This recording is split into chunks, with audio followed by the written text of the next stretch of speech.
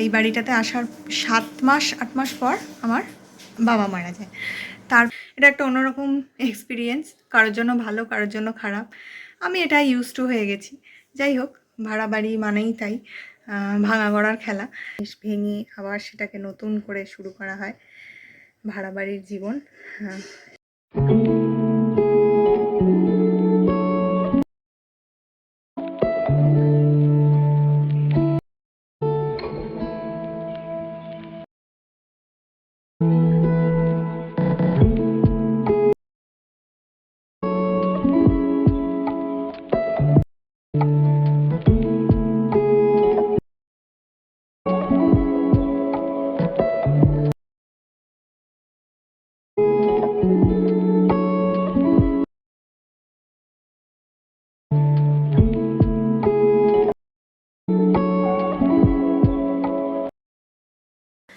Hello everyone, welcome back to my channel Goldie's desire.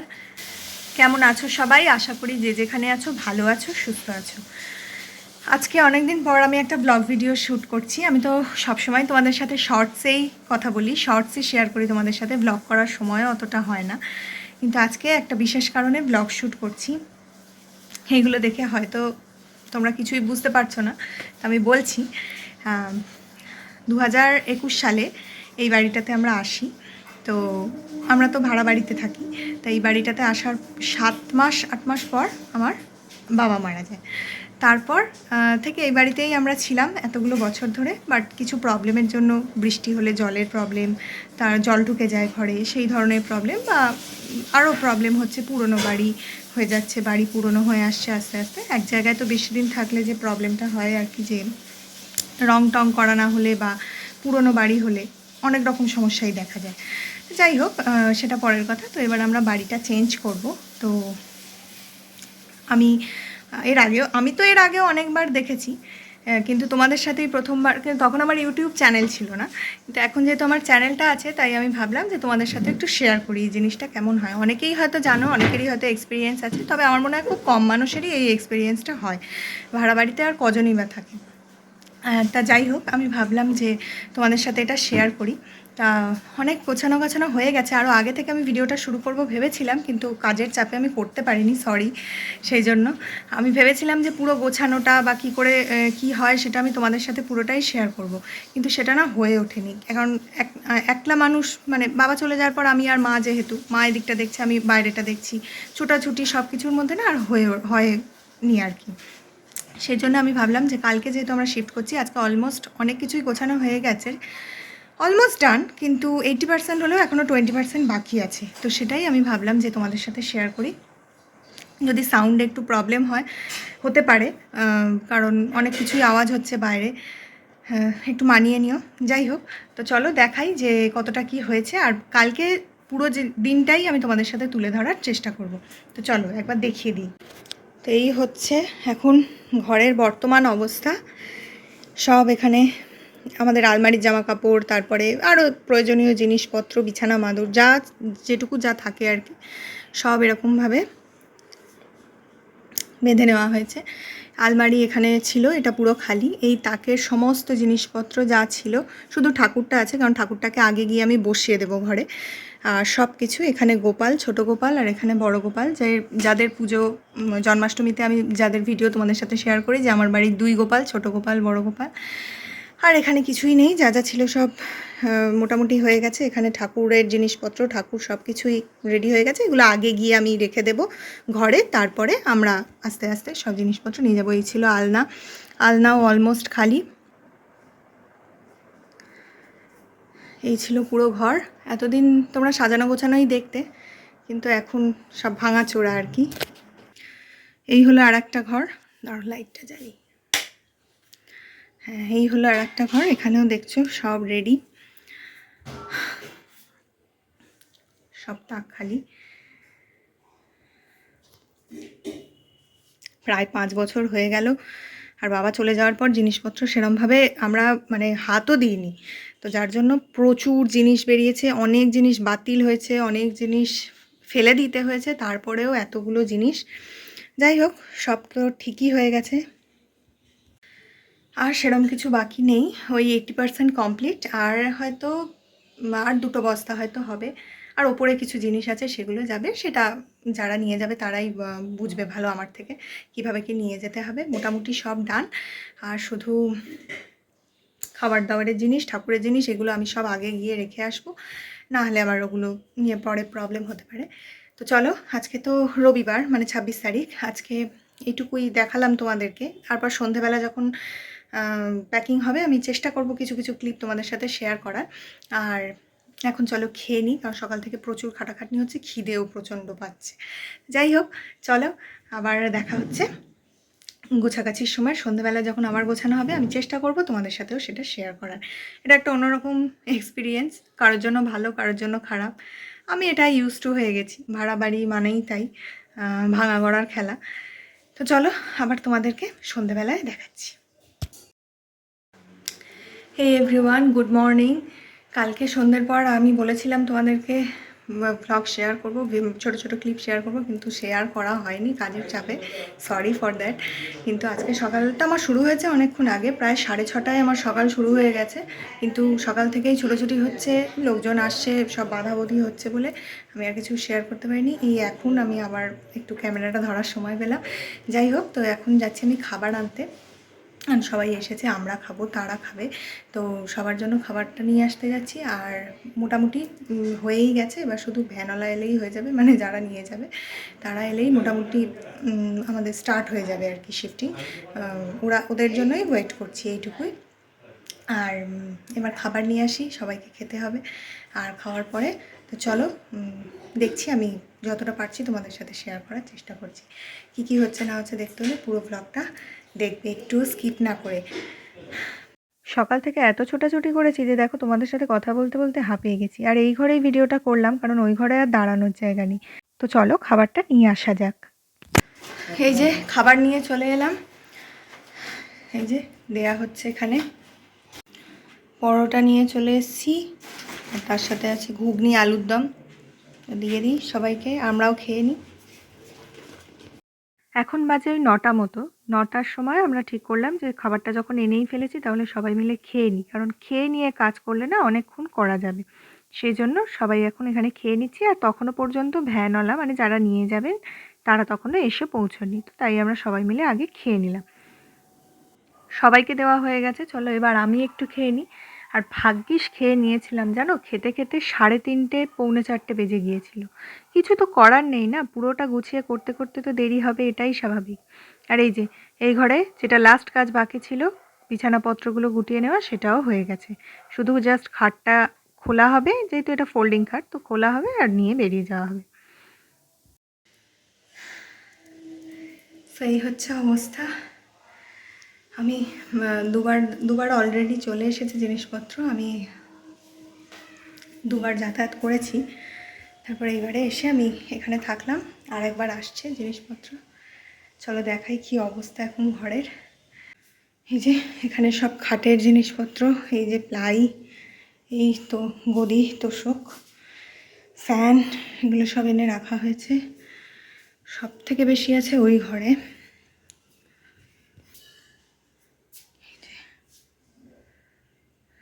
Already সব এসে গেছে।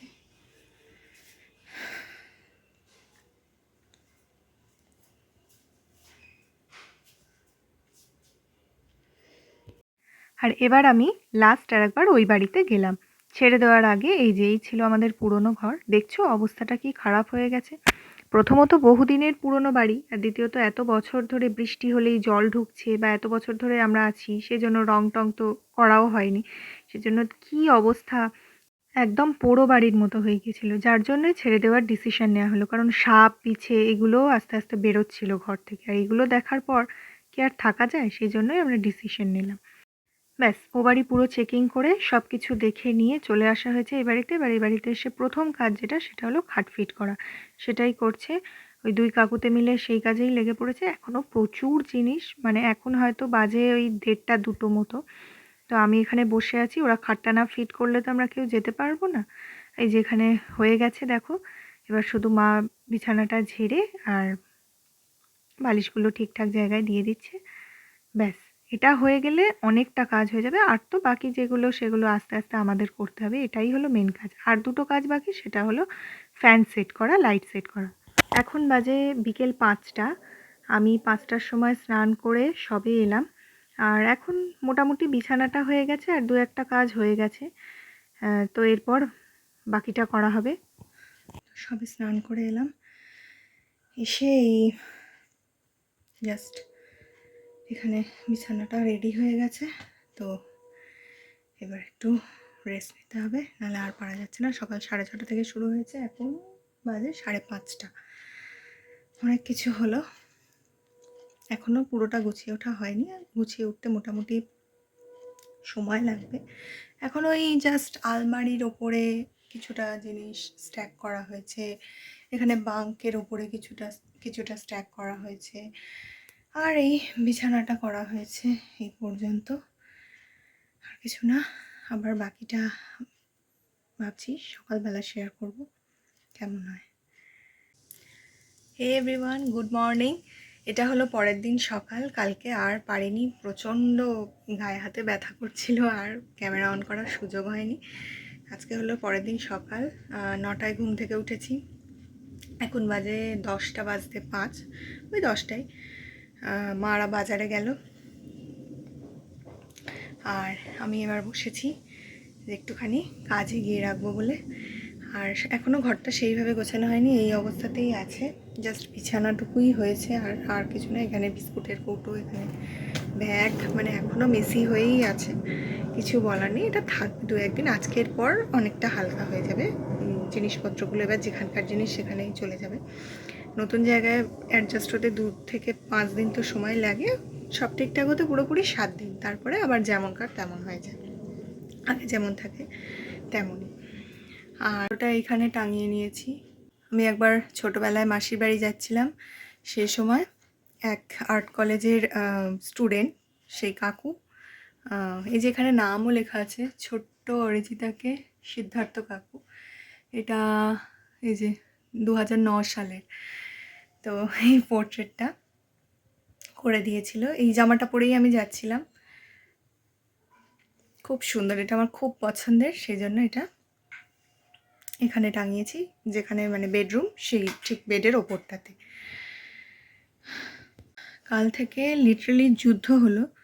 আর ওই আমার এক কাকু এসেছে, সেই কাকু না এলে, মানে বিকাশ কাকু না এলে বোধহয় মানে আরও মেসি হয়ে যেত। আমি আর মা যে একলা কী করতাম। ভ্যানওয়ালারা তো শুধু জিনিসগুলো ডাম্প করে দিয়ে চলে গেছে, তারপরে যে বাকি কাজটা, সেই কাজটাই হলো আসল কাজ। সেটা ওই কাকু একটা দাদাকে নিয়ে এসেছিলো, ওরা দুজনে মিলে ইলেকট্রিক সেট করা বা ঘরদোর, এই যে খাট ফিট করা, ঘরদোর গোছানো, এগুলো সবই ওরা করেছে। নতুন কিছু মানে আমরা তো সেইভাবে, আমরা শুধু হাতে হাতে এগিয়ে দিতে পেরেছি, কিন্তু আমরা তো আর খাট সেট করতেও পারবো না, ইলেকট্রিকের লাইনও ঠিক করতে পারবো। যাই হোক, সেগুলো করার পরে আমরা শুতে শুতে কালকে 12টা বেজে গিয়েছিল, কিন্তু আর ক্যামেরা অন করা হয়নি, তোমাদের সাথে আর কোনো কিছু শেয়ারও করা হয়নি, কথাও বলা হয়নি। বা এই জানলাটার সামনে না খুব সুন্দর হাওয়া আসে, তাই দেখছি।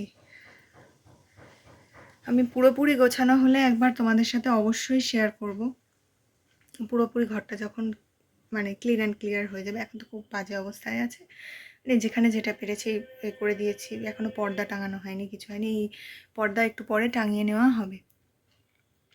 যাই হোক, তো চলো এখন আমি কি করছি সেটা দেখাই। এখন আমি বসেছি এই সবজিগুলো কাটতে। মারা বাজার গেল, মাছ আনতে গেল।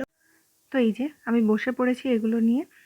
একটু কেটে রাখলে বা একটু আলুটা ভেজে, ফুলকপিটা ভেজে রাখলে ছপ করে পরের দিনও তো আমাদের অনেক দেরি হয়ে গেছে না। সকালবেলা ঘুম থেকে উঠেছি সবাই দেরি করে, তারপরে ব্রেকফাস্ট এখনও আসেনি, বাজারে গেছে মা, এলে তারপর খাওয়া হবে, তারপর হবে রান্না। তো আমি ভাবলাম যে আমি তো বসেই আছি, যদি একটু এগিয়ে দিই তাহলে এলে ঝপ করে মাছের ঝোলটা হয়ে যাবে।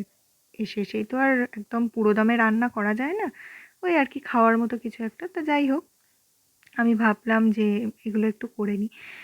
নতুন এসেছি, বেশ ভালোই লাগছে। পুরনো বাড়ি ছেড়ে এসেছি বলে যে মন খারাপ লাগছে তা নয়, কারণ ওই বাড়িতে আমাদের সত্যিই খুব অসুবিধে হচ্ছিল। না হলে আমাদের সাথে সম্পর্ক খুবই ভালো ছিল, কারণ ওপরে যিনি থাকতেন তিনিও একা একজন মহিলা, আর নিচে আমি আর আমার মা, বাবা চলে যাওয়ার পর থেকে। তো কোনো অসুবিধেই ছিল না, সম্পর্কও সুন্দর ছিল, জায়গাও ভালো ছিল, কিন্তু প্রবলেম ওই যে বললাম বাড়িটা আস্তে আস্তে পোড়ো বাড়িতে পরিণত হচ্ছে। আর এইভাবে তো থাকা যায় না, ধরতে গেলে প্রাণ হাতে করে থাকা। যে বাড়ি থেকে চন্দ্রবোড়া সাপ বেরোয় বা বিছে বেরোয় সেরম বাড়িতে কি থাকা যায়? তারপরে প্রতিটা বর্ষাকাল আমাদের মানে আতঙ্কে কাটতো। ঘরে প্রত্যেক বছরই জল ঢুকে যেত। তা এত টাকা ভাড়া দিয়ে যদি এইভাবে থাকতে হয়, তাহলে একটা মানসিক অশান্তি তো লেগেই থাকে। তো সেই জন্য আমরা এবারে ডিসিশন নিলাম, যাই হয়ে যাক না কেন আমরা বাড়িটা চেঞ্জ করবই। হ্যাঁ, অনেক বাধা এসেছে হয়তো করতে, কারণ দুটো মেয়ের পক্ষে করা খুবই টাফ একটা ব্যাপার। কিন্তু তারপরেও আমরা ভাবলাম যে না, এবার বাড়িটা আমাদের চেঞ্জ করতে হবে। তো যেমন ভাবা তেমন কাজ, মোটামুটি ভালো, এই বাড়িটাতে এসে বেশ ভালোই লাগছে। আফটার অল পুরনো নয়, নতুন করে রং টং করে দেওয়া আছে যেহেতু, তো ভালোই লাগছে এসে। তো চলো, আমার গল্প করতে করতে তো সব সবজি কাটাও হয়ে গেল, এবার ফুলকপিটা ভেজে নেওয়ার পালা। তেল গরম হয়ে গেছে, ফুলকপিটা দেওয়ার সাথে সাথেই এমন ছিটছে যে আমি ভয়ে মানে রান্নাঘরের বাইরে বেরিয়ে গেছি। তার কারণ কদিন আগেই আমি এমন বিচ্ছিরিভাবে পুড়ে গেছি, ফুলকপি কাটার সময় আমার হাতে যে দাগগুলো দেখলে ওগুলো সব পোড়ারই দাগ। এত বাজেভাবে পুড়ে গেছি, তাই এখন আমি ভয়ে ভয়ে রান্না করি। তো যে গল্পটা করছিলাম, তো যখন আমরা ওই বাড়িতে আসি আমি প্রথমে বলেছি 2021 সাল, কিন্তু ওটা 2020 সালের নভেম্বর মাসে মেবি আমরা আসি। হ্যাঁ, 2020 সালে নভেম্বরের, মানে তখনও লকডাউন চলছে, করোনার ওই ফেজটার সময়। তো ওই বাড়িটার প্রতি এমনি আমাদের চলে এসেছি বলে যে খুব মায়া বা কিছু তা না, কারণ এটাতে আমরা ইউজ টু।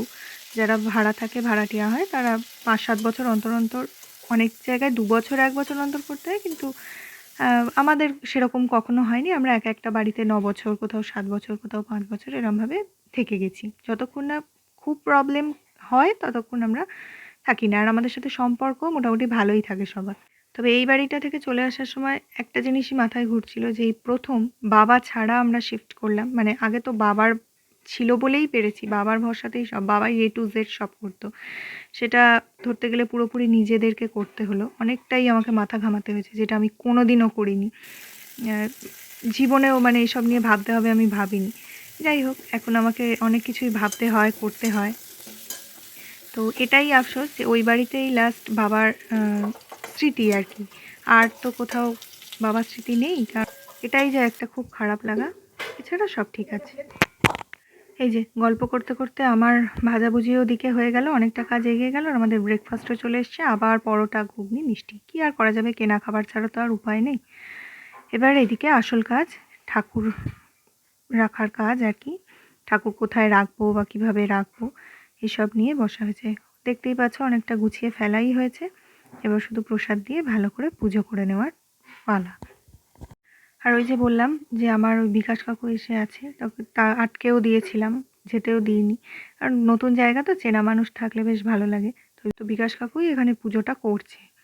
कृष्ण हरे कृष्ण कृष्ण कृष्ण हरे हरे हरे राम राम राम हरे हरे हे कृष्ण करुणा सिंधु दीन बंधु जगतपथ श्री गोपेश गोपीकांत राधाकांत नमस्तुते ओम कृष्णाय वासाय नमो देवाय नमो हरे कृष्ण कृष्ण कृष्ण हरे हरे हरे राम राम राम हरे हरे हे कृष्ण करुणा सिंधु दीन बंधु जगतपथ श्री गोपेश गोपीकांत राधाकांत नमस्तुते ओम कृष्णाय वासुदेवाय हरे परमात्मने प्रणतक्लेश नाशाय गोविंदाय नमो नमो ओम कृष्णाय नमो राधिकाय नमो गुरुगोपालाय नमो वासुदेवाय नमो ओम श्री चैतन्य महाप्रभु देवाय नमो ओम नमः शिवाय ओम नमः शिवाय ओम नमः शिवाय नमो ओम ह्रीं श्रीं क्लीं श्रीं कुबेराय अष्टलक्ष्मी मम गृहे धन पुराय नमः ओम नमः शिवाय ओम नमः शिवाय ओम नमः शिवाय ओम नमः शिवाय ओम नमः शिवाय ओम नमः शिवाय ओम नमः